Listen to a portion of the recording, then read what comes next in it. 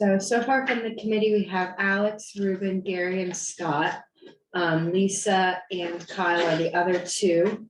They RSVP'd, yes, so we'll give it another minute. And from the general public, we have Terry Marin online, Peggy online, and oh, it looks like Lisa from the committee is also jumping in online.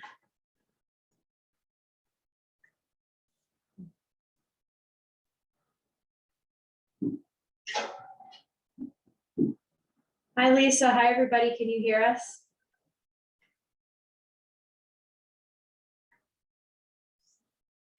I can, yes.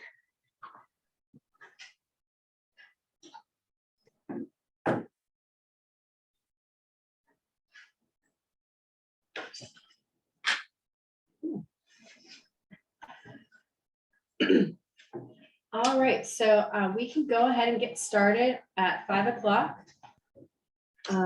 This is our first meeting of the Glaser Specific Plan Advisory Committee, along with myself, staff, and the applicant team. We'll start by going around and saying our names, what position we are on the committee, or our role on the applicant team. So my name is Emily Heyman. I'm senior planner that works for the town's planning and zoning office. Alex Daly, I am a volunteer on the planning commission, so I'll be voting along with the rest of the planning commission members and trying to make this into a plan that they'll actually vote for. Ruben Escarpizo, member of the committee, and I'm one of the neighborhoods around the property. Gary Hawley on the Conservation Commission. My name is Scott Riley, and I'm the representative from the Development Review Board. Jack Glaser, I am the applicant, and I'm very eager to get this process going. I'm Ken Beliveau, and I'm representing Jack and the applicant team. People may know, I used to work here for the town. Don't work here anymore. But I'll be here representing the applicants. Brian Courier, I work for Liberty Civil Associates for the civil engineers for the project. I'm working with Jack. Kyle Zell, I think I'm in the right place, sorry for being late. I'm on the special committee. I live in Gilmore. Lisa, want to go next?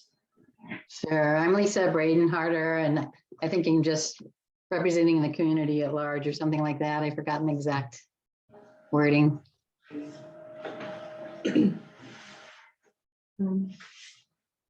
Cool. So the next item on the agenda is a brief overview of the town's conflict of interest ordinance and the town volunteer policy. So the town's conflict of interest ordinance mainly starts with a policy statement about how public officials, which includes town staff and volunteers and elected officials, act on behalf of the public interest, and the standards of conduct for public officials. The policy also has standards for ex parte communication, which mainly applies to the DRB when they're having quasi-judicial proceedings, and then the disclosure and recusal process, which again mainly comes into play for DRB hearings. So for an advisory committee at this level, the main focus is on the policy statements and the standards of conduct. And if you have any concerns or questions about them, always feel free to reach out to me or Matt. We're happy to answer any questions about this policy or if you have a concern. The town's volunteer policy is not an ordinance, it's just a policy. And it basically says, come to the meetings you're supposed to come to, do your homework, read the things beforehand. And if for some reason that you're not able to serve, let us know so we can fill the position. Cool, so any questions on those two policies and ordinances?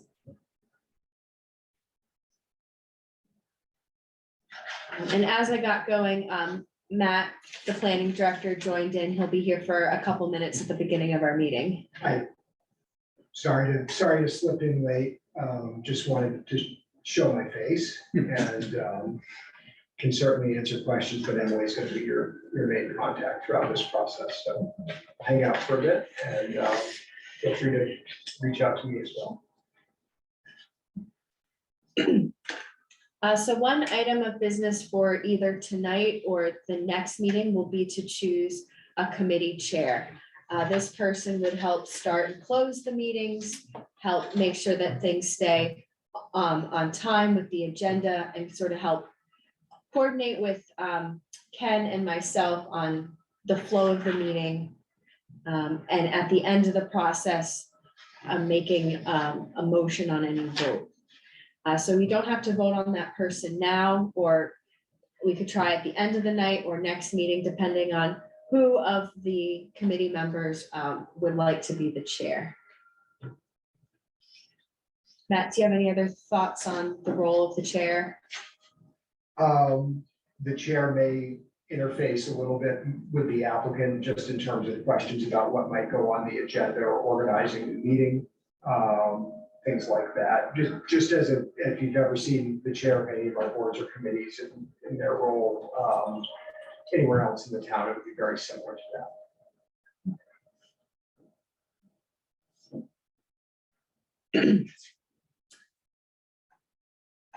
So moving right along, quick overview about where we are in the process, what the roles and responsibilities be, and what are ultimately the deliverables will be. So the planning commission authorized the specific plan to move forward to an advisory committee.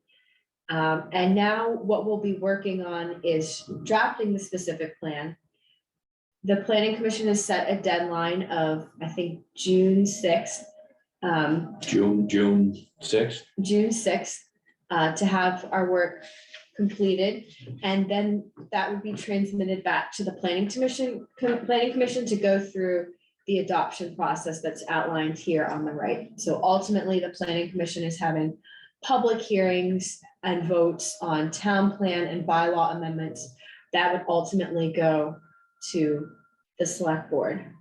So question, Mhm. does everybody on the committee know what a specific plan is and do they understand what that is? And Can you raise your hand if you don't? I certainly do, planning commission. I mean, I know from the extent that I've been to the other meetings on this topic and the town staff has explained it, so. Mhm. Just one other comment, somewhere along the line, it'd be nice to look at other specific plans if there are any. I think there are a couple, aren't there, that have happened in the past, well, just to get an idea of Mhm. what's been accepted or rejected in the past, at least to me. so, Yeah, we so can pull that up in in one a of the moment. meetings, early meetings, staff had prepared sort of a history of specific plan applications. And there aren't that many. Yeah, I knew that. There was one that happened before Matt and I were here, the Kimanda thing, which was very different than this, and that was approved. The second one was for the former Pine Ridge School property, and that was one where there was an application, and then the applicant was for Maple Leaf Farms. Mhm. They withdrew it. They were about to sort of implode. And then the New England School for Church Planting, New England Theological Seminary for Church Planting came along, and they were successful in getting a specific plan approved. So those are the only two that have ever been approved. And then there was the chimney supply folks who came in, but they were not successful, right? Right. There was one discussion up on Hurricane Lane, right? There one up there too. That was the 2007. That was the, yeah, that was the Kimanda thing. So what I have on the screen is the former Pine Ridge School to Nets. That was a very simple, specific plan where we're basically just adding a use to the zoning district for an existing developed property. So in section, this is the agricultural rural residential zoning district chapter. in section 31.1 that states purpose and permitted uses, a paragraph or two was added that explains that a specific plan was approved and what it allows that property to be used for. So to Ken's point about what a specific plan is, it's a set of amendments that can refine and add detail to the objectives and policies of the town plan. And it can also refine the standards adopted in the bylaw. So in this case, for the next one, it refined the standards by adding a use into that zoning district. Because Glaser is more complex in that it's a larger property, it's a whole residential development, there'll probably be more chapters of the bylaw that get touched, where at some point in our process, we're gonna actually be looking at track change versions of these bylaw chapters that adds or omits text specifically related to this property. And then related to that, as part of the deliverables will be the applicant's site plan that shows, reflects those changes so that we know when it goes forward to the development review board, there are no surprises, everything's pretty much figured out, what the subdivision is going to look like to respond to those bylaw amendments. So So you didn't mention anywhere in there that, at least that I heard, was the substantial benefit to the town being one way to determine if it's approved, I guess, or maybe you did, I don't know. The substantial benefit is what we sort of decided that there might be a substantial Yeah. benefit. That's what allowed us to create the committee and start So this that's, is process. that kind of one of our And roles? then is we to- should outline that in the plan too, so that when we bring it back in front of the planning commission, they can re-review, what is that benefit? Is it enough for what we're giving Yeah. here? And that's really what the plan is about, sort of. You know, is there a good balance there? Yeah. Thank you, thank you. And that's a great topic to segue into the next agenda item, which is going through the planning commission's charge to the applicant and advisory committee. Emily, can I interrupt you for 1 second? I got a question. Does if the committee is being formed to determine what the substantial benefit is, as well as work on the bylaw, and craft that to support the potential subdivision, how does the committee discuss the benefit amongst themselves if the applicant is in the room? What are they doing here? To be perfectly blunt. On the DRB, we go into deliberative session, we kick the applicants out of the room, so we can talk about this amongst ourselves. Mhm. I would expected that to be the case here. Is that the case? Matt, So planning commission and committees appointed out of the planning commission are not quasi judicial. Right. The way the DRB is, they don't have the luxury of a private deliberative session. You're acting essentially as advisories to a legislative body here. So it will be done in public. There could be some uncomfortable conversations about the quality or extent or nature of the public benefit or the project itself. And the charge to this committee that Emily's going to go over talks about sort of working through those issues and making decisions. The applicants in the room to provide their input. Well, they're here to advocate for the project. But they're also not insulated from the committee's criticism. They're here, they get to hear that too.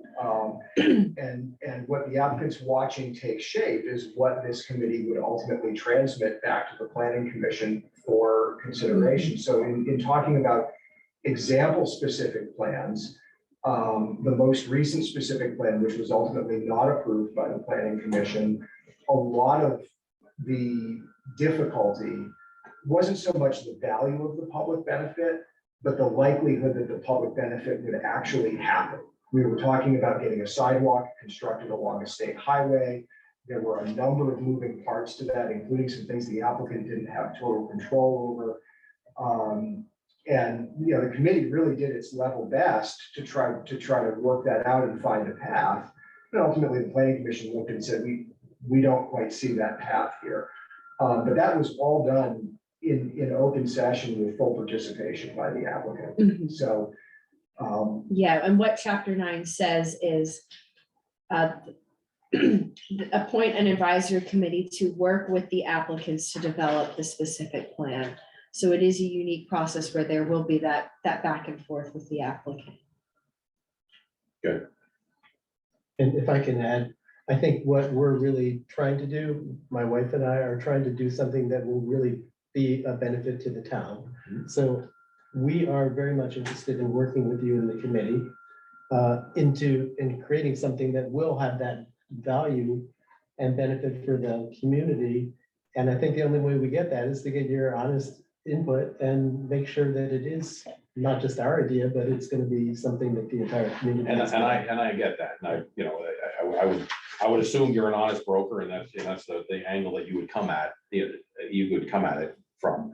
From my perspective, having sat on town boards for a long time, it is nice to be able to talk amongst ourselves. Matt explain the difference between that board and this.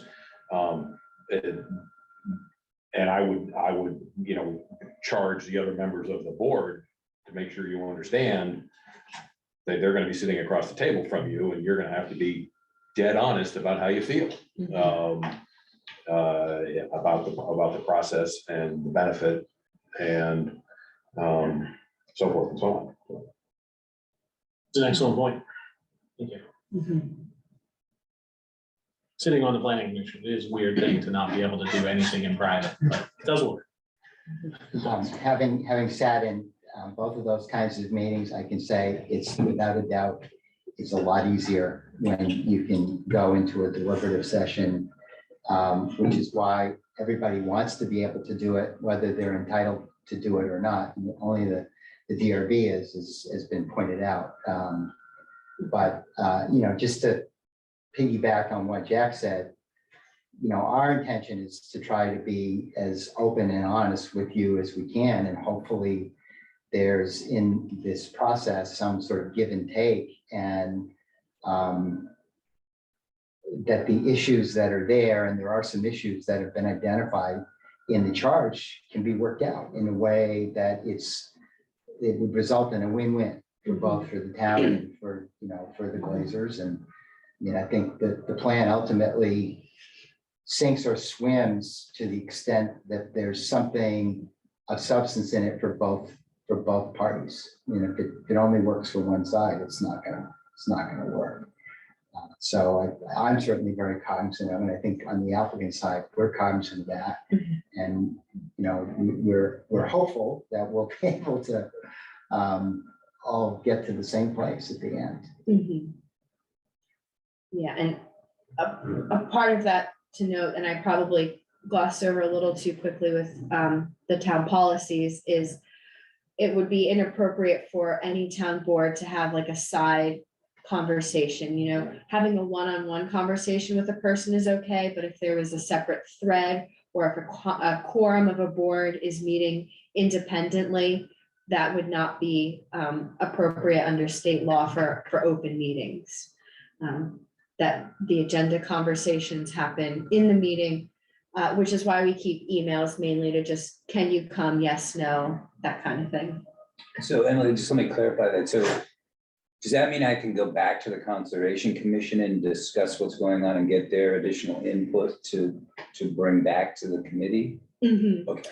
Right, but you wouldn't, like I think 4 of the 6 would be a quorum here, and if you guys had a separate meeting, we're gonna meet and chat about this before we get to the public meeting, that would not be appropriate. But for you guys as representatives to, relay back to your boards in open session, that would be okay.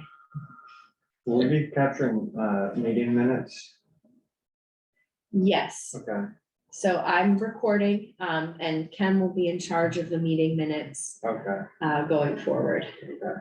Yeah. And at the same token, can we go back to our HOAs and talk about with them what has transpired in the meeting? Sure.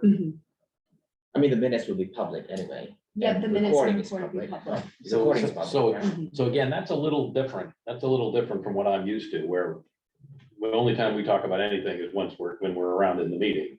So the ex parte discussion. So it is okay if Correct. the member of the board goes back and talks to whatever their constituency is. Yeah, so you are part of a legislative process. It's the grocery store test. If your neighbor comes up to you in the grocery store and says, I want to talk to you about that change to the bylaw you're thinking of making, that's totally okay. If you're on the DRB, Can't do your that. neighbor comes up to you in the grocery store, says, I want to talk to you about that building you're. Yeah, come to the meeting. DRB, you say, you gotta come to the meeting with a written testimony. Okay. So it is a difference. This is much more permeable to the rest of the community. It's intended to be that way because it is a change of the law as opposed to a development approval under the law. Mhm. So one other quick things keep coming to mind. So is this recording gonna be available to the public as well? Yeah, Because I mean, it's also somewhat unique that the applicant takes the notes too, and. That's, yeah, Is that what you were referring to, that, Scott? well, no, it Yeah. wasn't, but it Yeah. certainly crossed my mind. That crossed my mind immediately, because usually it would be a town person that doesn't have a vested interest in the project. We'll all have a chance to review the notes too. Yeah, and we'll make a so Emily, motion can you to explain adopt. the idea behind the applicant taking the notes? in a minute? yes. So a specific plan will be developed by one or more landowners working with the commission and the public at the landowner's expense. So the staff interpretation of landowners' expenses, they do all the legwork and the agenda setting. You have the charge from the planning commission and your deadline and figure it out and do the minutes and agendas accordingly. So you don't think that means that at the landowner's expense means getting somebody impartial in here to take the minutes and then sending them a bill for their time? That could be something that could be brought to the planning commission. What 934 says is the applicants will be responsible for the costs of this process, including scheduling and conducting meetings, which must be public meetings, and providing the services of attorneys, designers, facilitators, and planners as needed. To me, this is this is fox in the chicken coop. If I could And just, I'm not picking on you. No, I'm no, trying to make sure we're basically setting the parameters for how this whole so process is I gonna would just work. tell you, I would rather not be responsible for the minutes being on the applicant side of the table for all the reasons that you're raising, because And the agenda too, I mean, that's. Well- iffy. my hope is that we'd be able to, like, say, for example, whether it's this meeting or any other meeting, we would figure out what the agenda is in the meeting for the next meeting. So there would be it'd be pretty transparent. That would be my goal. That's how we would do it. But, having been on both sides of the table, been in the staff role and, now being on the applicant side, that having somebody taking the minutes that doesn't have skin in the game, to me, makes the process just much more squeaky clean. I would agree. And, at the end of the day, I would hate, people can get mad at me because of what I might say I'm representing the applicant, but I don't want, how I wrote the minutes down to be somehow to put a cloud over the whole process. So I'm just saying. Given that it has to be at the applicant's expense, are you willing to pay for the kind of services that are being suggested? Yeah, I think it makes sense, if that is something that the committee feels is appropriate to do, I think I'd be willing to do that.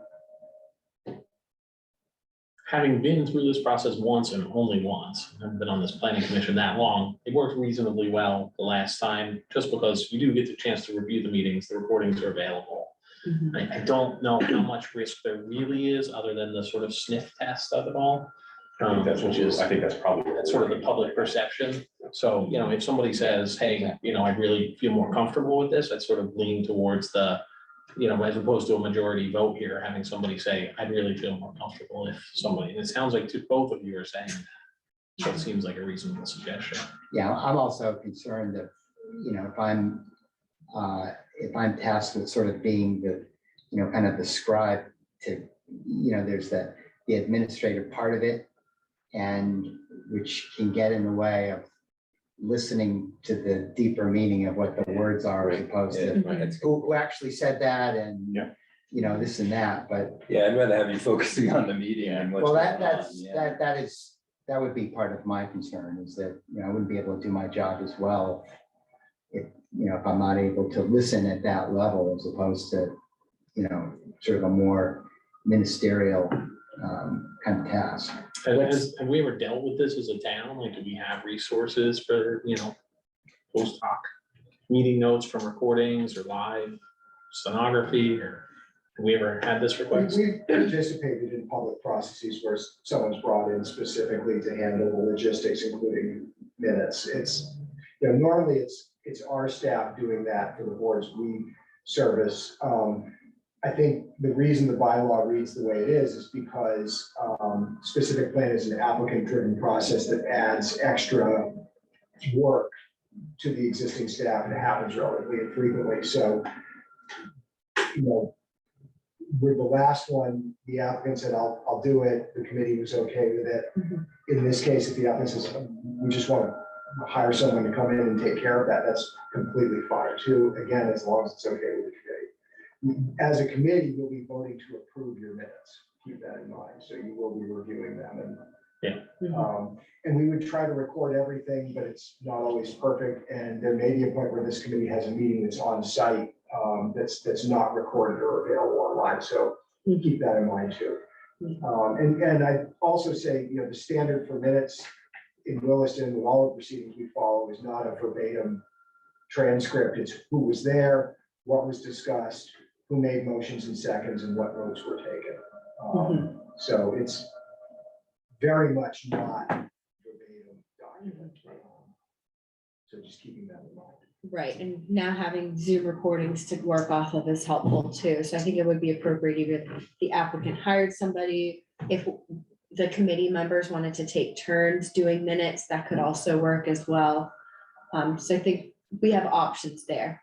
I'm thinking as we move through the committee charge, you'll see that, the parameters have already been set by the planning commission of what topics need to be discussed. So the agendas and the topics that will follow over the next several months will have a natural sequence to them.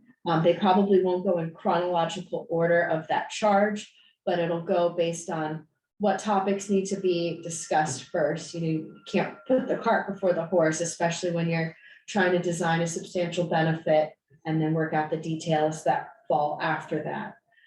So I'm hopeful that the charge will give this a lot of structure on its own. The first. Can I ask a clarifying question? What's the proposal for tonight? I was just gonna say, I'll make a proposal, which is, why don't we allow the applicant to make the notes tonight, review them for the next meeting, and if we don't feel they're sufficient, we can ask for a different process. How do people feel about that? And then if you guys want to, whether you want to do this or you want to hire somebody to do it, up to you guys. I guess I would amend that to say, for what make me feel better is that I'm fine having, Ken take the notes. I think from my perspective, to use your words, the sniff test, the smell test, it would be better if there was an outside person, and it's hard to take notes. So I get your, I get your point about if you're focusing on taking notes, you're not thinking about I certainly get that. I don't want to take notes because I have to focus on doing that. I'm not listening to what is going on around me. Right, if I weren't taking the minutes, I'm taking notes in a different way. Sure. Sometimes I'm not taking notes, but I'm taking them in a different way. So I guess I would encourage the applicant to do it tonight, fine, but for the next meeting and thereafter, have somebody here to do it. Yes, I agree with that. You get behind that? All right, I'll do it. And like Scott, I don't want to take notes, I want to be involved in listening.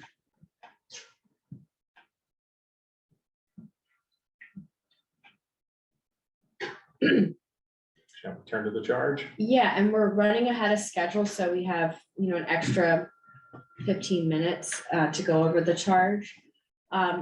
Just a show of hands of the committee members, like how much have you already read the charge? Should we start out with more of an overview or go in a little deeper?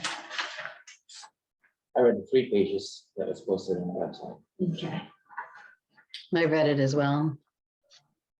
Yeah, I read it when it came out a few weeks ago. Okay, cool. I did not read it. That's And okay. I kind of purposely avoided doing much on this until being involved in the meeting. I mean, I know what's going on. Mhm. I'm the same way. Cool. So stop me at any point if you have questions. I think we can kind of, do stop and go as we work through it. The first page is the planning commission's findings of fact. That one, a specific plan may only be used where they determine a substantial benefit could result. Two, that conserving one or more open space assets listed in the comp plan or another asset acceptable to the Conservation and Planning Commission, that's listed as a substantial benefit. And that the applicant is proposing 11 plus or minus acres of view shed and 42 plus or minus acres of pasture, forest, and wetlands near Windswept Farm. The open space must remain an acceptable asset even if the subdivision and open space design evolves during the specific plan process. Number 4 is an excerpt from the comprehensive plan about scenic view sheds. I will note that the subsection of 13.2 that's listed here does specifically mention this property. Number 5 is also a comp plan citation about protecting working landscapes. And that number 6, amendments to chapter 11 growth management, such as a separate allocation schedule for Glaser, is not considered an administrative change to administrative procedures. So going back to chapter 9, there's a Emily, statement. what exactly does that mean? Yep, I'm gonna get into that. Right. So where the bylaw asks, what can a specific plan change? The town plan and the bylaw, it can change the bylaw except for the administrative procedures established in this bylaw or statute. And the planning commission's interpretation of that has been, you can't exempt yourself from appeal deadlines and permit submitting a discretionary or administrative permits, that all those administrative processes that everything has to go through and you're filing your permits and your appeal deadlines, you can't write yourself out of that. In the table of contents, growth management is organized in administrative procedures, but it's not a derivative of state statute in the same way that issuing permits and appeal deadlines and approvals is. So it's growth management is a standard specific to Williston. It's not a permit procedure of state law. So being able to amend the growth management schedule for this project is okay. Well, it's also not decided by staff, which would make something you think about at its basic level. Things that are decided by staff are administrative. Whereas growth management isn't decided by staff. Staff proposes scoring, staff does the staff work like it does in any application. But it's ultimately decided by the DRB as part of the DP discretionary permit review process. So on December 20th, the planning commission voted on those findings of fact and appointed you guys. And their charge to the committee is to review all the requirements of the bylaw that would be modified or not met by the applicant's proposal. And staff will help you there, of course. Work collaboratively with the applicant at their expense and town staff to draft a plan that upholds the town plan goals and bylaw standards for residential development, diversity of housing, and open space subdivision design. And present a draft specific plan on or before June 6th with check-ins as needed. So if at any point during this process, we come to a roadblock or a big question, we can always go back to the planning commission. Hey, what is your interpretation or intent with this statement? Or we hit this roadblock, how should we move forward? And then they provide guidance to the applicant, town staff, and committee. There's 12 topic areas.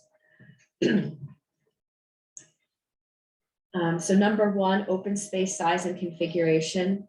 The planning commission anticipates it to evolve as this process takes place. So the number, size, and location of open space, dwelling units, streets, public and private amenities are subject to change as it evolves from this concept to specific plan. When something traditionally goes through the DRB, they present a sketch plan, and then it evolves as it goes through growth management and discretionary permit, where some things can move around a little bit or a lot. That happened with, Northridge, Summerfield, even things at Finney Crossing. They all evolve as they move through from a sketch plan, subdivision design to that full site review. So that's why that finding of fact was drafted with 11 plus or minus acres and 100 plus or minus units, or 42 plus or minus acres, because as we whittle through things, the configuration might change. But overall, the committee needs to decide, does this still uphold that overall intent of substantial benefit? So maybe walking things back from 11 to 1 acres isn't okay, but there's some, realm of flexibility to work through here. Well, on that, I would add, especially, one of the things that is in the charge, which I guess we'll get to, is the potential of putting a road access out onto Mountain View Road. So as we've proposed it, that would be part of the 11 acres of the view shed. So obviously, if you put a road there, it will be less than 11 acres, just because there would be a road there. The other thing I would add on that is that, like with any plan, in the early stages, you see data which isn't based or may not be based on a formal survey of the land. Formal survey is typically not prepared till the end. And that's when you get really, really hard data. So it's not uncommon, where you've got sort of general estimates, I'm going to call it general estimates of land areas, that you would see some, usually slight amounts of movement once a formal survey is done and survey monuments are set in the ground and, that sort of thing. So. Yeah, and that's a good segue into number 2, official map and connectivity. So the northern cul-de-sac is a single point of access. And I'm going to screen share the site plan to kind of talk through number 2.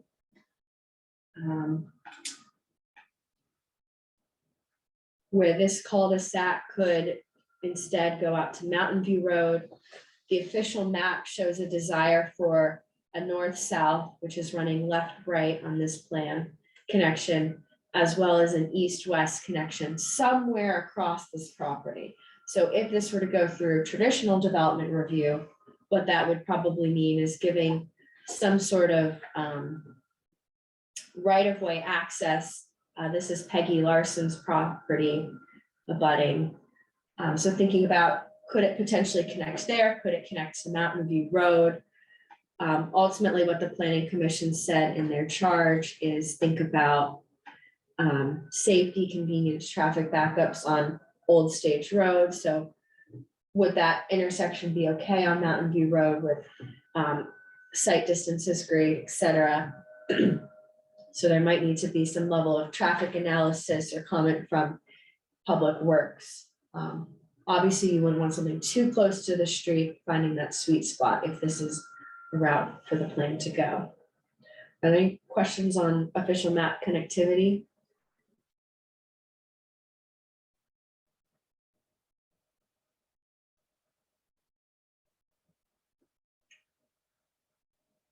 So growth management, now number 3, the commission finds it feasible for a subdivision of this size and scale to achieve a competitive score of at least 50 points.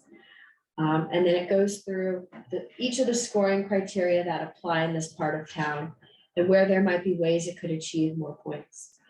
In my separate bylaw audit, I think I found like a maximum of maybe 59. That would be quite a stretch. But I think there is some squish room for this project to achieve a higher score. Energy efficiency. So all projects, regardless of growth management, have to meet state of Vermont stretch code through Act 250.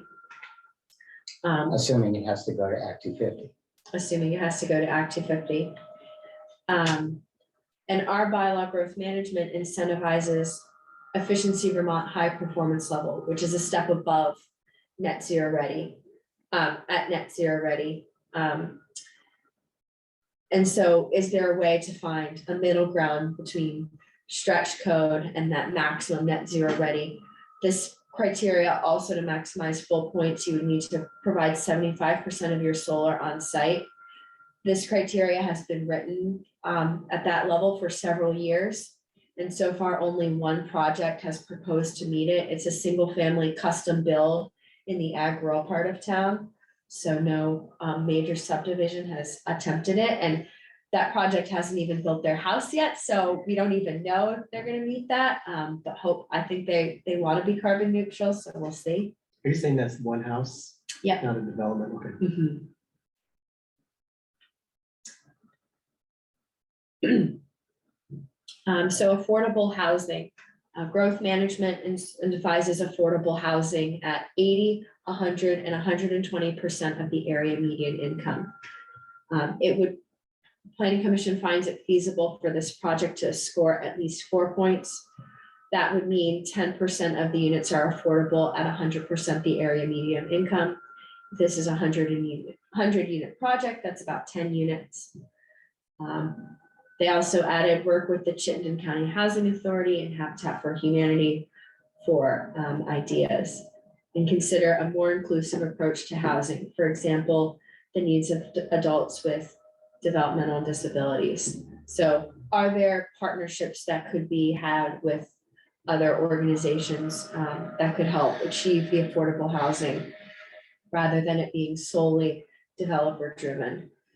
And that one plays in well to housing choice. So right now, the current design is large duplexes in one single unit. The commission is encouraging a variety of housing choices. So this zoning district allows, in addition to 1 and 2 unit buildings, multi-unit buildings. So consider a variety of home sizes and styles that could help with affordability as well as energy efficiency. If you have smaller units sharing more demising walls, they would take up less footprint space. And that's where it plays into that overall configuration. Maybe if you're building more units in a more compact footprint, you might be able to have more than 100 in the same number of space. So where there's going to be some flux anticipated. As a clarifying overarching question. Because I'm reading, I heard you say, Emily, that, let me start over again. So if you go through the different items that the Planning Commission has written here, it says should consider, explore the possibility, or what's the feasibility. So they're not absolutes, right? That you should do this, you should do that. So is that part of the charge? And looking at the big picture here at the end, because I'm looking at the end goal, what's the end goal come June 6th, is to have a specific plan that considered all of these items laid out by the Planning Commission, that there has to be give and take, like I think Ken used that word, give and take.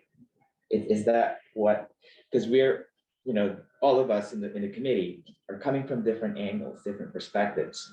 So I just want to make sure that we're not being pushed to one side or the other, or pushed to the middle, or pushed to anywhere. So I just want to make sure that I'm fully understanding the practicalities of the charge at the end. Again, can I ask, I want to follow up on his question, and that is, at the end of this process, I assume we have to vote on the end result, is that correct? Is there the committee member, does that include the applicant? No, it No. would just be the committee members. Would be just a committee, so I'm gonna continue poking fun. So I asked that question because if they're not playing ball, you don't have to vote in their favor. Yeah, these are just kind of suggestions of what you could do, and it's up to them to decide what they want to do, and then we decide if that's substantial benefit to the town. Well, it's not even quite that far, actually. Yeah. We decide whether it's worth bringing back to the Planning Commission, who will decide if it's a substantial. But the board, but the committee is going to give a thumbs up or thumbs down Exactly. to the Planning Commission, and then they are going to vote on it. But I'm assuming that they're going to take seriously what this board recommends. Sure, they will. If they're not, we will visit being. Yeah, I won't speak for everyone on the planning commission, but in general, like, yes, of course. But that said, like, imagine this committee just gets off the rails and doesn't really address these things, and we all vote to bring it to the planning commission. They can still just say, no, you didn't really look at any of this stuff. So at the end of the day, our goal here is to come up with something that we all believe the planning commission will and should pass. You guys But want will, we want should. it is collaborative. Yeah. So you're saying the objective, our objective is to bring something back that will pass. Yeah, our No. objective is something that we think should pass as committee members who are not the applicant. They want something that will pass. Maybe, maybe not. Oh, yeah, I guess I don't Or agree just- with that. Yeah, we don't think it should agree with pass, that we won't Right. bring it to the planning commission. Right. Exactly. Or we'll indicate that to them. that- Yeah, that's why I use the word should versus will. Yeah. Like, that's really important Yeah. here. Like, if you come out of this and you're like, this isn't gonna work, don't go for it. Right, and what I would add from the applicant side is that, sir, we're anticipating that for each of these things in the numbered list, we're gonna have a discussion around it. And there may be one or more of them that may not be feasible for one reason or another. But I think the onus would be on us to give you a good reason for why, it's not feasible in some fashion. There could be a physical reason, for example, why one or more of those pedestrian connections can't be made. We know that there are wetlands that are present. I'm just using that as an example. I'm not saying that that's the end game, but that could be an answer. So there, but yeah, we're, looking at the charge as, here's a laundry list of things that we've got to address. And we're going to have to address each of them. And if somehow we don't think we can do it the way it's been sort of outlined or suggested, that we would give you a good reason for why we didn't think, we could do it. Or maybe it gets morphed or evolved is the word that was used in the charge, into something that's a little different than what was originally imagined. And then we make the decision on whether we think there's still a substantial benefit to the town in our vote, Mhm. is what you would do. At least that's my interpretation of this. So we all work together, and then at the end, if we vote the way we feel our committees would, or, the way we. Mhm. Yeah. And I've just add that we had no illusions that on the applicant side, we would be voting. So just make that. I thought I got 2 votes. Yeah, and to Ruben's point about the shoulds and encourage, it's written with that looser language because, there could be roadblocks, there could be some give and takes. And at the end of the day, is it upholding the intent of a substantial benefit and the intents of the town plan and the bylaws, and always going back to that. So if, for example, they were to go 180 and say, we're gonna propose an industrial plant here instead, and our give is that we're gonna give you a new sewer plant, be like, well, our town doesn't want an industrial plant in this part of town. It wants residential and some open space and recreation amenities. So it's finding that balance and always going back to, what's the goal of this zoning district? And are we staying in line with that and not straying too far? And I think if at any point in time, it feels like all of the responses to the shoulds and encourage is no, the committee could say, planning commission, is it worth going forward where we're hitting all these roadblocks and we're concerned we're gonna get to June 6th and we're not gonna have anything to vote on. And either we need more time or we need to reconsider this sooner. So growth management criterion, provide neighborhood space. This would be private neighborhood facilities like a small playground or a gazebo for the use of the residents of that neighborhood. I believe the direct quote is that from chapter 11 is provide recreation amenities that need not be maintained by the town. So it's a little HOA park. So that, what you just, the last comment was, didn't indicate to me that it was private. that just suggested that the town doesn't have to take care of it. Which is it, or is it both? I mean, is it only to be used by people that live in this the Glaser neighborhood? Mhm. Or is it just the town, everybody can use it, but the town doesn't have to pay for it? I don't know. So private neighborhood space is typically something that is on subdivision common land and is really intended for the use of the residents. It's not like giving land over to the town, which is, something that's being considered elsewhere on this parcel. But it could be, I mean, if that's a substantial benefit that the town gets a little recreation area or something that would benefit the whole town. Mhm. I don't know, I'm just throwing that out as an example. What my recollection was, I mean, Chapin was the one I could hear his voice saying it in the meeting, was that, there should be a little recreation space like we see in a lot of, developments in town. And, you could take any number of examples, South Ridge, Brennan Woods, whatever, what's the name of the one over there? Recent one, the one. Creek's Creek's Edge. Edge. Creek's Edge, Yeah. those would all be examples of, some kind of a neighborhood space that could include some play equipment and or, Mhm.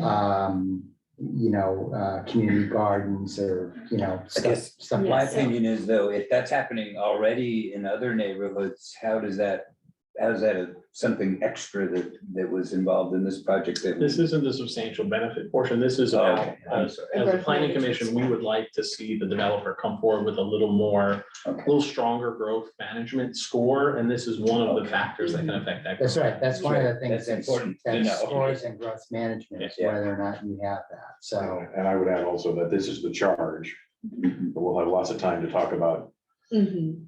how they're meeting the goal. Yeah, and I don't think there's anything about chapter 11 growth management score that requires it to be private if they wanted to offer it as public as well. That, I don't think that would void its ability to score growth management points for whatever that neighborhood space is. Build paths and trails. So full points are anticipated in this category for constructing the multi-use path along Mountain View Road. And I do note that building of that path is required for compliance with zoning and not considered part of the substantial benefit. So there's another statement in chapter 9 that mere compliance with the bylaw is not a substantial benefit. And the bylaw says it wants paths, connections, and there's that one shown along Mountain View Road on the official map. So if this subdivision were to go through conventional development review, they would have to give that path and build that path. So that construction alone is not considered part of substantial benefit, but it would score them points in growth management. And what the planning commission discussed at length. can I just one little add on to the path along Mountain View Road is that the ultimate alignment of that will be determined to some extent by soil characteristics, topography, and what the Public Works Department says they're going to want in terms of where exactly it should be located. So, And the we conservation don't have any commission- issues with doing it, just that, we're kind of showing it conceptually, knowing that there's some engineering stuff that would have to be determined before the final location could be. So I think the conservation often weighs in on, at least recommends issues related to permitted paths as well. Mhm. Yeah, and this would be the paved multi-use path Oh, from, that's- so right here, this corner is Adams Farm Market. And the path ends here at the intersection of Old Stage and Mountain View. So the path will go from this corner to Peggy Larson's property line. But getting from A to B, is it right up along Mountain View Road? Is it set back? Does it meander to take advantage of the best views? That's all up for, So that's a paved path. yeah, that'll be a Different than a paved. path. Okay. Mhm. I will note just for the applicant, a couple of members of the planning commission expressed interest in having a multi-use path try to connect to the other multi-use path along Old Stage Road, not just along Adams Farm Market. I know that's something that is meaningful to them, and some of them would like to attend a site visit meeting if we do one on site to sort of look at the possibility of that. So just keep that in mind, that that's of interest to some. Can you say that again?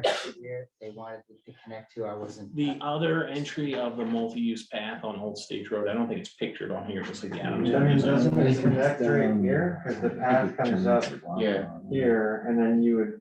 Yeah, there's another path across the back of this property, somewhere. Alan, are you familiar with it? Yeah, Chapin walked me it's- through it the last It's meeting. up, you have to go across the wetland area to get to it. I think that's the connection that was stubbed out for Northridge, is that? Yeah, correct. Right? They're interested in whether or not that could be I'm gonna- completed, and they've just asked me to bring it up and to explore it on a site visit to see if it's possible. Will the committee have access to the wetlands delineation? That's something that we see. Yeah, we give you a classification report. It's been reviewed and approved by the state. That'd be great. Mhm. But at some point in the future. A lot of lines on this map of different colors. So light orange is the existing multi-use path along Adams Farm and Old Stage Road. Existing path also Raven Circle and then stubbed in along Northridge and then running between Northridge and Raven Circle. The blue is Martell Park, where their final plan showed a desire park and path connection, so potentially there's opportunity there. The dark gray, smaller dashed lines, that's from the official map, so that's where it's showing that desired east, west, and north-south street connection. And then it shows a yellow dash, which is the desired multi-use path connection. My understanding is there are no primitive trails desired on this property. I think that comes from an understanding that they'll get multi-use path connection and that this forested area is heavily constrained. Northridge provided a primitive trail easement shown here in green, and it runs around the wetland and in the wetland. So this land within Northridge is all wetland, and I would presume that connects over to the land north of, this is now formerly Glaser, and then the current Glaser. But, So yeah. is that clear now what we're saying, like finding a way to connect from that Northridge or Catamount proposed Mhm. through to Old Stage Road, not just along Mountain View, but at another point? Like Yes, that would be yes. of value, and they'd like to know if you guys can explore it. I had it in my head that I know that there's the bike path, comes out of Southridge and eventually, it goes along, it's actually in the right of way in the road. It's a separate path and then all of a sudden it ends with Raven Circle or something like that. Mhm. And it's in the street. And I was imagining that, thinking, well, that's kind of way outside. I don't know how we would get to that, but I get that. Thank you, Alex.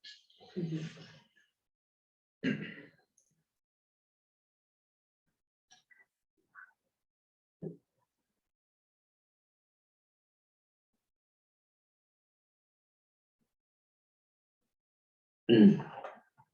A neighborhood design encourages the applicant to consider a neighborhood design that prioritizes human scales, front doors and porches, and a compact, energy efficient design such as multi-unit buildings over garage forward buildings, which is when the garage is closer to the street than the front porch or the front door. To focus on a people-oriented environment rather than cars. And lastly, sustainable transportation. So this criterion encourages publicly accessible things like bike storage lockers, EV charge spaces, a bus shelter, carpool, car sharing spaces.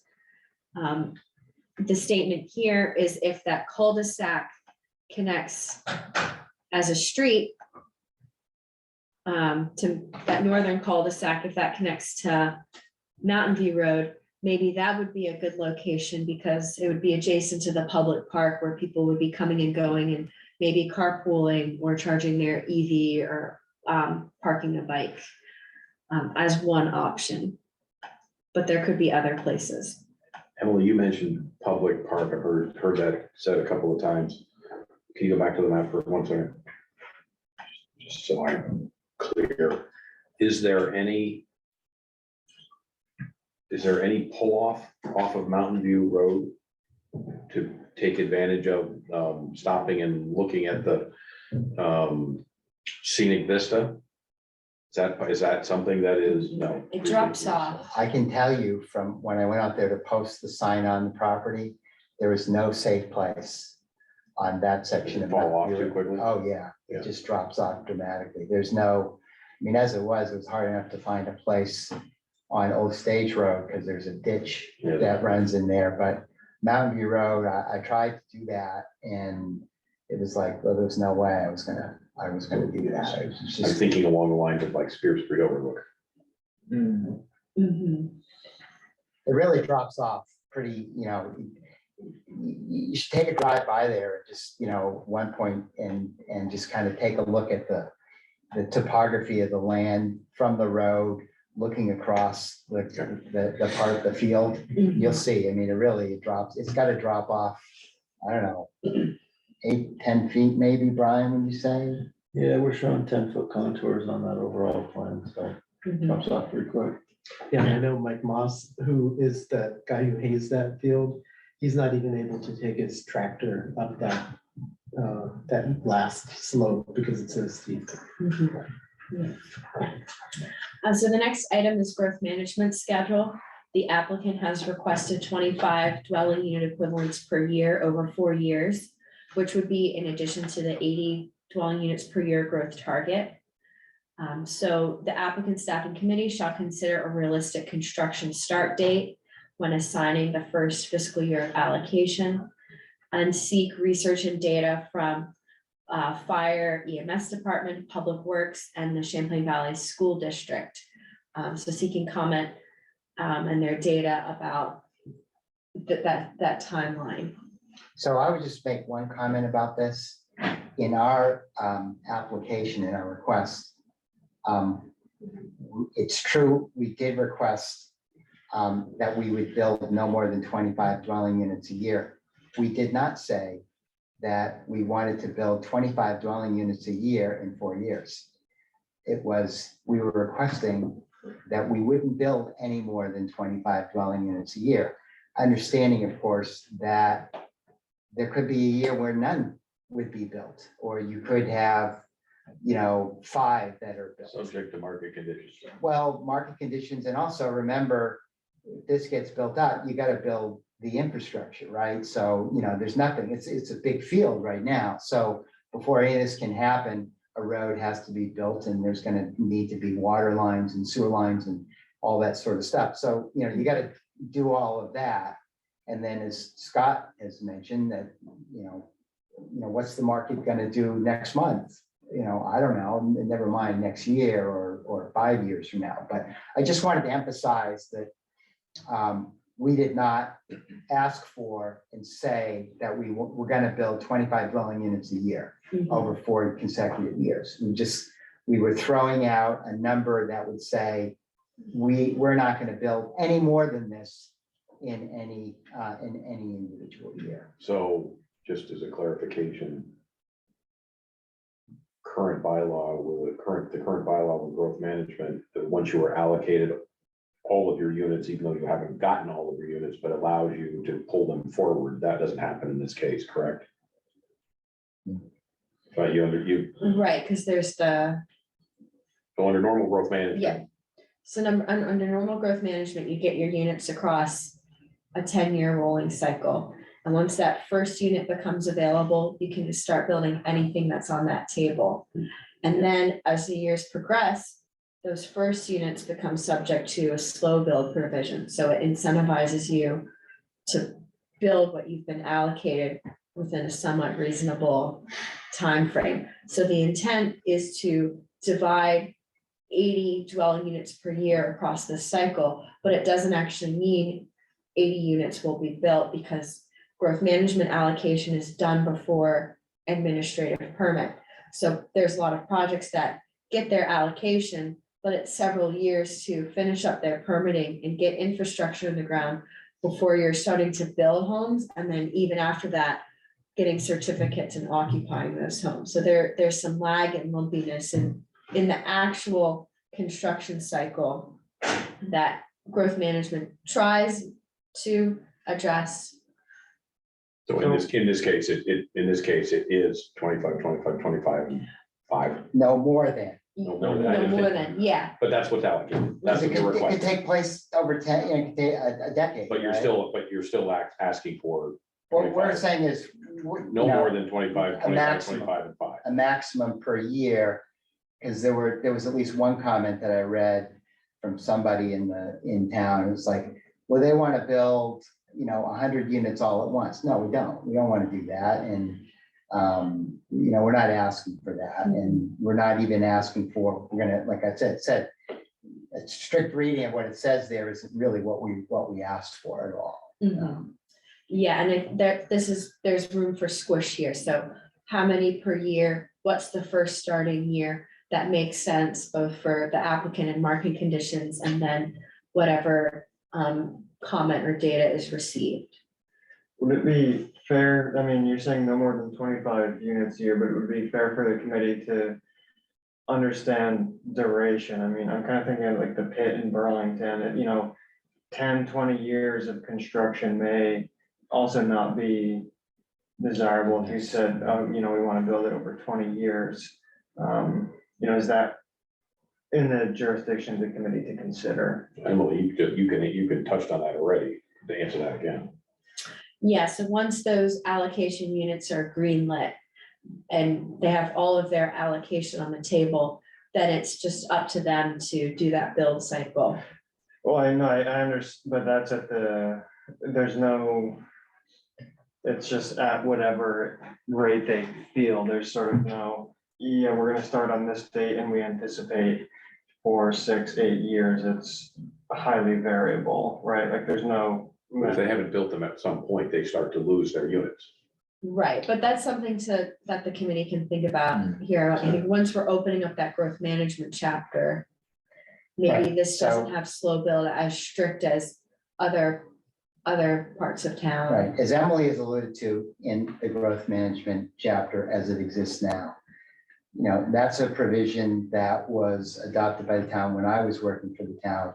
And it arose out of the scenario where we had periods where a project stalled out for one reason or another, and they were looking at having their allocation expire. And it was a nightmare. It was a nightmare for everybody. Not the least of which was me. But it wasn't just me. It was a nightmare for many people. And so it was never the intent of when growth management was crafted that would occur. So we came up with the provision that says, okay, the idea is to modulate the pace of growth so everything doesn't happen all at once. But once you get started, there's a way, if for some reason you have to stretch it out into the future, you can do that. As a practical measure, once you build the infrastructure, it would be foolish to not finish the project, right? Because it's a big investment of money and time. It's just, roads, water, sewer that's a big line item. And so once you have made that investment, you really want to build those houses at a rate that is going to be absorbable by the market, because otherwise it doesn't pencil out. I mean, just as a practical measure. Sure. And and the point where, the project doesn't move forward, that would be concerning more to the town and to its residents is during the road construction. A lot of disturbances happen, maybe not all the utilities have been completed, but these roadways will be proposed as public, built to public standards. There's bonding requirements. There's a certain amount of assurance that the town takes ahead of time, given qualified bids up front, and a lot of that's in place that didn't used to be there years ago. So unlike the pit. Yeah, unlike the pit. So if the roadway gets halfway built and somebody wants to walk away, the town holds them to their bonding or letter of credit or, whatever's in place to make sure the roadways are finished. Okay, So it's not like, it's not a half-built road that hasn't been paved. no, it's just Curbs aren't- really a question of, is it something that is in the scope to consider? I didn't mean to, get into this level of detail, so, thank you, I appreciate that. Good question. Yeah. It's a fair point. I mean, just look at Montreal. If you go to Montreal, it's like never ending construction, right? It's drags and drags and drags. You really want that stretching for 10, 20 years, like, oh my God. So more than 40 units on a dead end. Right now, the bylaw limits dead ends to no more than 40 units. One of their requests to amending the bylaw for this specific plan is to allow more than that. So seek comment from police and fire, including data on Williston's call volume in the residential zoning district in comparison to other geographic locations and units. So that 40, in all honesty, is probably an arbitrary number. You don't want too many units on a dead end road because it creates challenges to get in and out, but could it be upped a little bit? And what I expect to see from that call volume data is a residential zoning district, a subdivision like this would have very low calls of police and fire in comparison to, commercial or industrial development. I think one of the older renditions of the plan had more than 40 on that dead end road too, so it might be. The northern one, right? Yeah. Yeah, and if that northern one Yeah. stubs out, then you have 2 points of access. You're not limited to that 40. So this one could resolve itself on its own, depending on whatever happens. Open space conveyance, so going back that the substantial benefit is provided at the applicant's expense, that the applicant would be responsible for the costs and actions to transfer the land to the town of Williston. And then it would be as least restricted as possible. There would need to be reviewed by the town attorney. So they should include a bylaw amendment that requires these documents to be complete and reviewed by the town attorney and ready for closing prior to the issuance of discretionary permit. We probably don't need to get into a lot of the nitty gritty of this during this committee process, but basically what this is saying is if we're gonna let this specific plan go forward and go forward to the development review board for final approval, we want to make sure that the town has its guarantees that the land will be transferred smoothly to the town.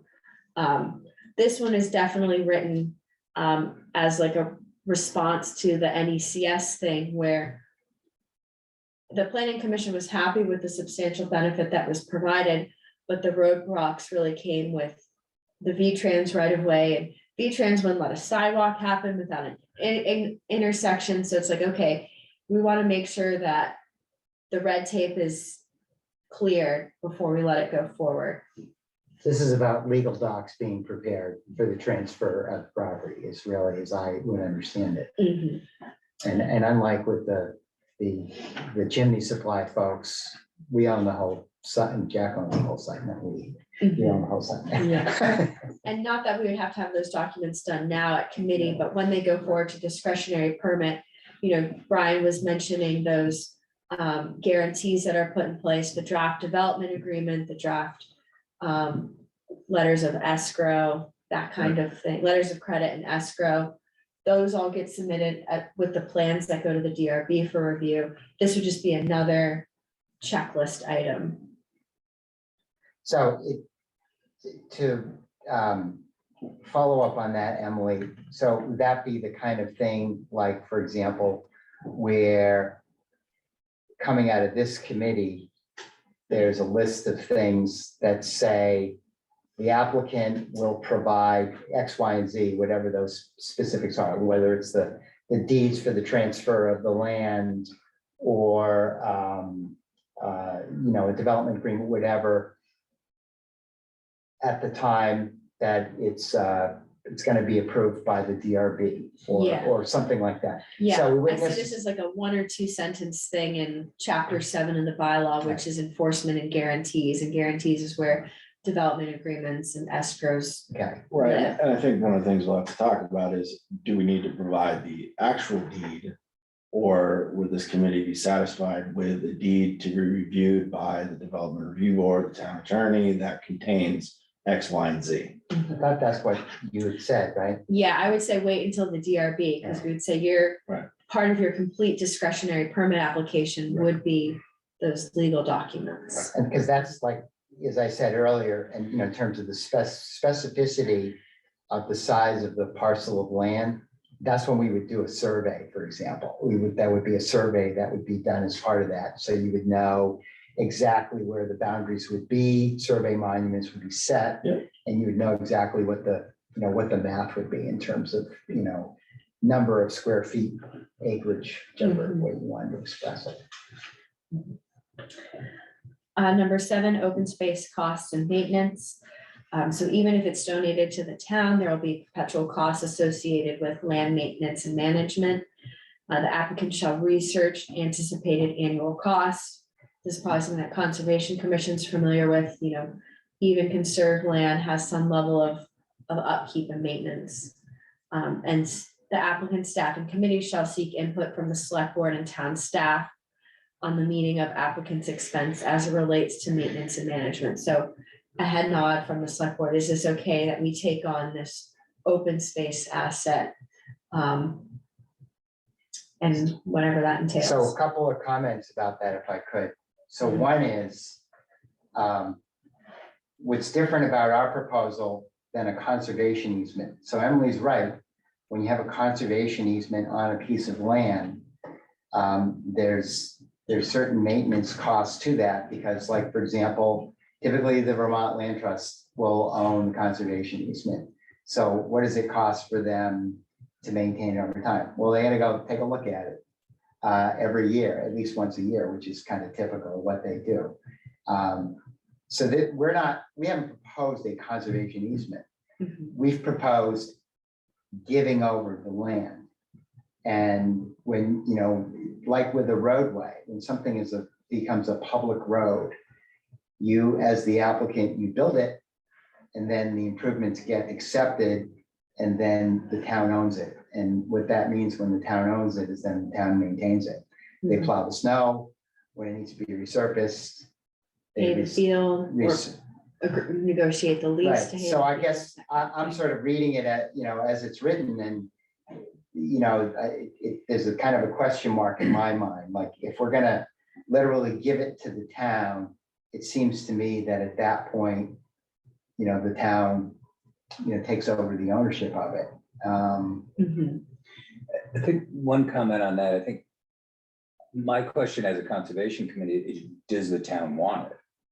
Is more important, because I'd have to see the wetland delineation, but a lot of this is wetland, and nobody can do anything with it anyway. So why, in some ways, we often recommend that the town may not need to take ownership because it can't be developed anyways. So that would be something, I don't know how that would be. Right, through the process. so one thing, Gary, we, on our side, we sort of talked about with the wetland delineation, and this was discussed with the planning commission. And so there's a big part of what we've designated on the property as being a wetland that it would be wrong to interpret it as every single inch of land in this large area has determined to be a class 2 wetland and a class 2 wetland buffer. That is just not the case. It was more like, for our purposes, that it was, what was the point of going to try? So there may be some upland areas in there. There probably are. All of the functional characteristics are not present throughout the wetland, and Well, that's why I think really- having that delineation Yeah, is gonna be an important piece for all Right. of us. But I would just sort of add that the wetland, the large wetland area that's sort of to the southwest of the property, it's not like it's all 100% wetland, and that all of the functional values that you use in determining a wetland are not present. And as Brian mentioned, we're certainly happy to provide the delineation done by Mr. Fitzgerald. Did a constraints analysis get done too? Yeah. we haven't done a mathematical constraints analysis. Other than we've done. I mean, you must have done something to determine how many units you could get on this piece Right. of So land in just- order just to in- decide. just you in wanna go general this math, direction. Just in general math. There was a wetland delineation. We took what we understood as the gross lot area. We subtracted the wetlands and the wetland buffers. We had a remainder, which we then applied a density multiplier on, as would Oh, I think say. it's the So the wetland delineation is on the plan. You see it splits the two developments. But having said that, Scott, is Isn't there that one what where we the outline in proposed pink? was a density that was less than what would Maybe that was be the old one. allowed, given that when you subtract the wetlands Right. from the gross lot And area. we'll get into this more, but just to touch on it a bit, and I think I misunderstood your question, Scott. I was talking about a classification report, meaning the state has already verified that the wetland is. No, actually, what I was in fact, asking is when something comes before the developer review board for raw land, there's a constraints analysis that's Yeah. done and presented to the board. Yeah. And at some point, I'd like to see that. Yeah, in the bottom left of the plan, we go through the density, but the And wetlands. and we don't need to do middle, it now, but it's Yeah, something yeah, in the future. And then the Yeah. piece Ken was talking about shaded.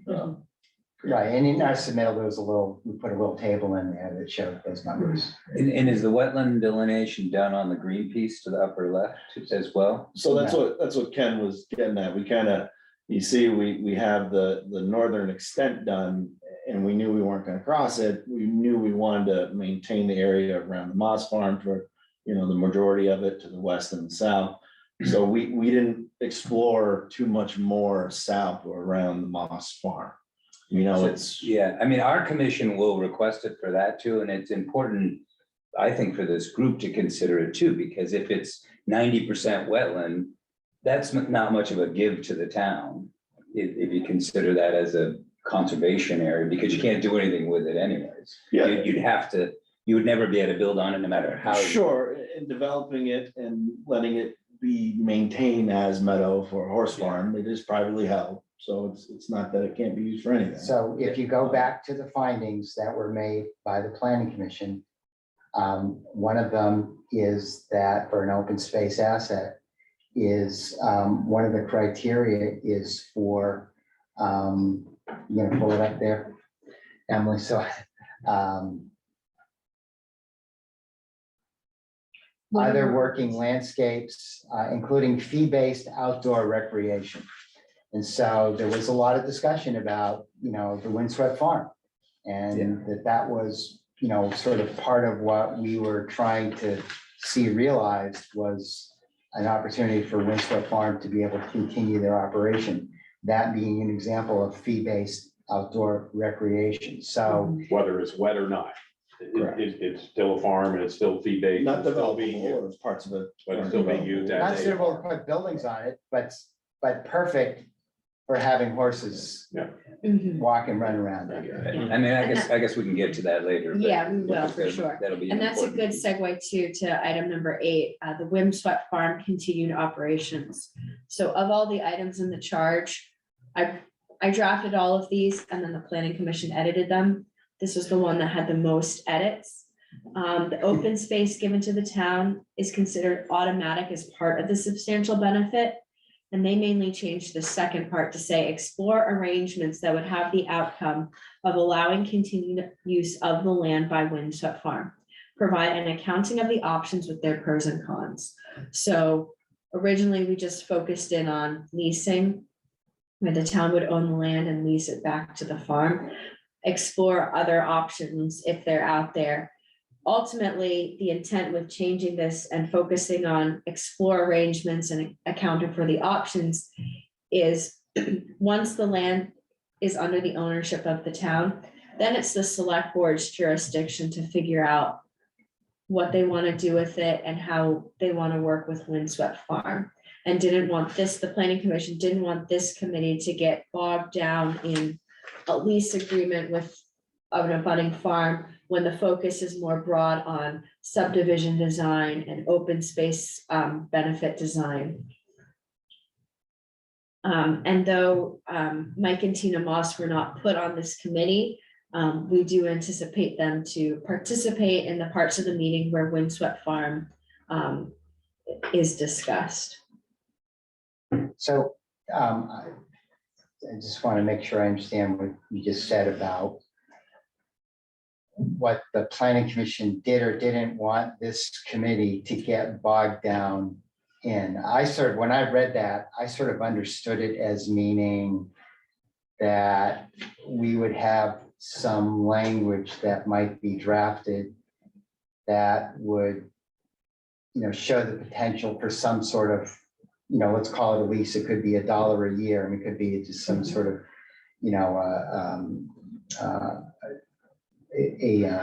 a fee that's the money isn't what's important. But that there would be some language for how that might be crafted. That was sort of how I understood it, but the way you said it was a little different. Yeah, they broadened it and didn't want to focus too much on coming up with a sample lease agreement that would be ready for the select board's review. Lease would be like, I'd probably see this as like a table or a memo that lease is an option. How are other farm operations done throughout the state, whether it involves, a land trust or a farming agency? I really don't know. So I'll be exploring too. But are there other options out there that the select board could consider? And I don't see this accounting as becoming an amendment into the bylaw, but a report that would go to the planning commission and ultimately the select board that says, if you move forward with this, here's a roadmap to some options for Windswept Farm. Yeah, I don't think you guys didn't have the benefit of seeing the first draft, which was like, you'll write a lease. And we'll hand the lease over to the town, basically ready to sign. We don't think the committee should, it will let the select board negotiate the lease. I have a commitment pretty close after 6:30, so. Okay, yep, it is 6:25. I'll be super brief on the last three. Windridge Road is more of a technical issue. Bylaw audit, so that's where I take the whole bylaw. What chapters are gonna be, is this gonna comply with? What chapters are gonna need to change, like growth management or maybe access?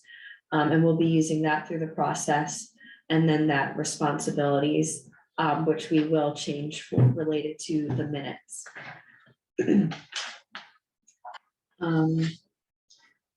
So next steps, not sure when the next meeting will be. Right, so that was gonna be my next question, and understanding that Scott's jumping at the bit to leave. No, I'm all right. So I think for us on the applicant side, there's two related questions. One is when we're gonna meet next, but when we're gonna meet is gonna be partially driven by what is it that you as a committee are gonna want from us. So if somehow, if what you want us to do is something that's, takes a lot of engineering, whatever amount of time, then I would be saying we probably don't want to meet for at least 4 weeks. But if you want to come back in 2 weeks, just so we understand what it is that you would like us. I mean, if we're just gonna have more discussion of this like this, Can I weigh in on that? that's fine, absolutely. I guess what I'd like to see, and jump in, is that maybe the next meeting, you do a presentation to this committee of what your plans are. We went through what the charge is. That's not necessarily what, what's your vision of, what is your vision of the development? And how do you, how would you propose complying with the charge? And to me, that's a good place to start. Right, that's a big question, because there's all those, as you go down the charge, all those specific things. That's a big question. Right, and so I think for us, from my view, and you correct me if you think I'm wrong, Brian, you're the engineer. Like, for example, if you're gonna start changing around the building types that we proposed, and you're gonna include some sort of a. That's already been thrown out there, so there's. I understand that, but to come up with a plan that does all of that, it's not gonna, it would take time to do that. And so I'm not saying we don't want to do that. It goes back to my other comment about there's the temporal aspect to it. To really show you something on a piece of paper that included are trying to Can address. we treat this as like a pre-app where you've already been in front of the planning commission, they've charged the board, you've got the list, they've given you some guidance already. It's a big list too. I don't think you have to tackle it all at once. Yeah, I don't think so either. And a lot of it compounds on each other. So like if we're talking access, usually when I'm starting development design, I start with the roads. Okay, I don't put units on a road network that I'm not sure about because it creates a lot of rework, Sure. right? And kind of what units are gonna fit depends on where the road's laid out. So if we can start maybe with, you know, what I would kind of see as the first steps in design being the access, you know, maybe the community area, you know, maybe we choose some of the items in the list that we see as gonna create the least amount of rework going forward. You know, maybe that's a place to start, and as we talked about, we, you know, I think Ken had. If you start with access, to me, the follow on right off the bat is gonna be housing choice. You're already going to have to start moving units around. Yeah. And you know that housing choice is coming up, so you might as well start jumping on that. Sure, you know, and how far we go, you know, am I gonna start changing triplexes? Well, again, I singles? would Exactly. argue that this is a great place for a kind of a 10,000 Absolutely. foot view. Yeah. And Mhm. present it to the committee and then let the committee start. Yeah, and kind of talk Sure. about with us maybe meeting every 2 weeks, you know, I think that's key, you know, how far do we want to meet the next time? I mean, if we can take it in bite-sized chunks and kind of do pieces at a time, you know, I think 2 weeks is doable. You know, if we're gonna come up with responses for everything that's on here and present how we're gonna tackle Well, them, we've got, you know, that's 6 months to go or 5 months to go, so Yeah. we certainly got time. Yeah, I could see the next meeting if we did 2 weeks, like what Brian's saying is that sequence, if they took the charge and crafted an agenda where we're gonna go access, housing, down the list from bigger picture to smaller picture. I'm sure everyone's gonna have a lot of questions after tonight, thinking through the charge and have the discussion more pre-app level and throw out ideas and kind of get, you know, a temperature check on some of those topic areas. And then it might need to be 4 weeks, like, okay, now we need time to seek comment from, if we're gonna put the street here from Public Works, and if we're gonna do this, and then, you know, have it more of like a work section. work yeah, if we can session. get a roadway network that everyone's in agreement is acceptable, you know, we can look at footprints for a triplex. We can look at what might work for single families, but doing that without kind of knowing some other questions might create a lot of rework. So do you think you can do that in 2 weeks? That's kind of, I think we can pick and choose what we can prepare in 2 weeks and we'll have enough. Again, we're shooting for June 6th, so it Yeah. seems like we have time. Yeah. Assuming we could stay on a regular schedule. So that it doesn't all dump in your lap, yeah, what? Oh, yeah. Although I like the idea though of giving us a vision, right? What's a big picture here? Because once we start chunking things, then I'm not an engineer, obviously, but once you start chunking things and then you have to put it into perspective, this big vision, what do we have? So we want to make sure we're not missing the big picture. Because we were working all this time with these small little things and adjustments. So, and again, like everyone said, we have 6 months to work on this. 6 months goes fast. Yeah. 5 months. we don't have 6 months. Actually, we don't have 6 months. Oh, actually, yeah, that's for that. Actually, I think we And have, there's a bunch we have 4 months. and there's a bunch of crunch to get done early on. Yeah. Why don't we do this? 4 months if they want something by June Why don't we 6th. meet again in 2 weeks? You guys come prepared with whatever you can at that point and with a plan for the cadence of the next. But it sounds like you want like the high level view first. I think that will at least give you like at least a framework to start Yeah. pinning down some of these various individual requests based on the entire plan. I think it's reasonable. And it will identify common grounds, you know, for movement. Yeah, and I think if that includes like an agenda roadmap for the next 6 Mhm. months, like what topics, what benchmarks are we gonna hit so that we know where we're gonna be by the end of May. Because yeah, if the planning commission wants something by June 6th, their packets go out the preceding Friday, so we would need probably the last committee meeting on May 25th. So that gives us a staff time to get a memo to the planning commission. And does this final outcome get to be reviewed by any other committee? Like, would we give it to the Conservation Commission to review, or is it not? Probably I'm just not. curious, You would okay. be acting as the liaison for the Conservation Commission. Now, on that score, Gary, I think what I would say is, if you want us to come to the Conservation Commission, as you know, I've already made a Sure. couple. Yeah. Let's know, and, Yeah. we can, Mhm. because we know that the view shed, that's one of the things that the Conservation Commission is a major part of what you guys look out for. And wetlands. Right, that's right. Mhm. So we're 5 minutes over. The next item on the agenda would be to vote on a committee chair or delay that to the next meeting. Does anybody want to raise their hand to be the committee chair? Could I make a suggestion? You can't be the committee chair. He was Thank never you. gonna suggest. No, my suggestion or idea was that since this committee is a creature of the planning commission, that it might make some sense for you, Alex, as the representative of the planning commission, perhaps to be the chair.